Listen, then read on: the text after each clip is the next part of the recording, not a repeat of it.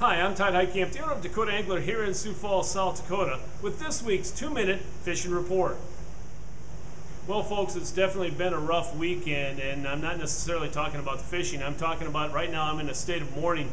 My Vikings lost, and yeah, you can say what you want, but I was hoping, just hoping that maybe the Vikings would win a Super Bowl before I die. Hopefully that doesn't happen anytime soon, as far as me dying anyway. But it was a rough weekend, and I guess for me the football season is over, but it is what it is. Thank God we still have ice fishing going on around the area, and a lot of guys this past week caught some nice fish, but you had to move around quite a bit. Even though the weather was somewhat favorable, it was kind of a rough weekend, up and down all over the place.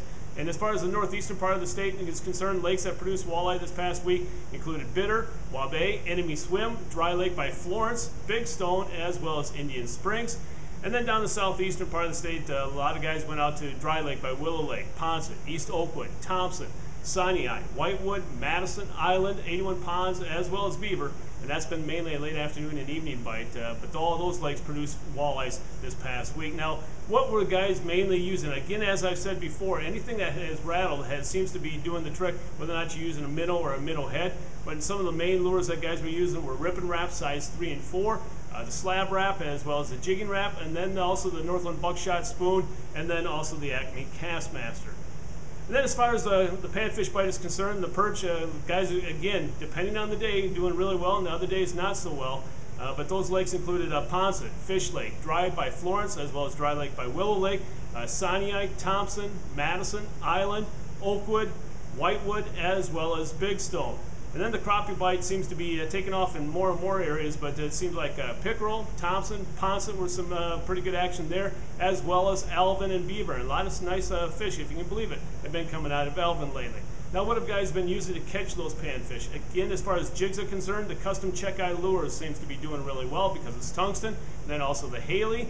And then Northland forage minnows seems to be doing well as the Lindy Frosty jigging spoon. All seem to be doing the trick. It doesn't seem like they're wanting the jig necessarily, but underneath the bobber seems to be doing the trick with minnows, and that's small minnows, waxworms, as well as maggots. Folks, in this week's version of Todd's Tackle Tips, we're going to talk about camera use. A lot of people come in and say, hey Todd, I'm thinking about buying a depth finder or a camera. I can't really afford both. Which one would you recommend? I would recommend a depth finder right away because of the fact with a depth finder you're looking at the entire water column. With a camera, mainly only one depth. However, the camera is a great tool to have along with you, and this year seems to even be more so, just like last year. A lot of light biting perch, and so when you're down there and you see that you're marking fish, and a perch can, a crappie or any type of fish can inhale that bait and not move your rod or your bobber one bit. But by having that camera down there, it will allow you to see that fish inhale that bait, and then you can set the hook at that point in time. So a lot of times, it will help you in your success and your catch rate at that point in time. Also, folks, these cameras that are out there now, whether or not you're talking about Markham or Aquaview, are unbelievable. Aquaview changed their entire line. They have a line of HD cameras out there. Stop on by and take a look at the cameras and how they can actually improve your success out on the ice. Plus, they're a great babysitter. If you have kids out there, you can learn a lot by watching that camera and watching how the fish react to your presentation. So again, don't just pass off the camera as just a fad or as just a toy. It can be a great tool to aid in your success on the ice. And plus, they're on sale right here at the store.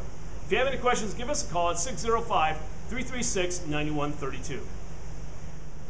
Now it's time to take a look at a few photos that you sent in to me this past week.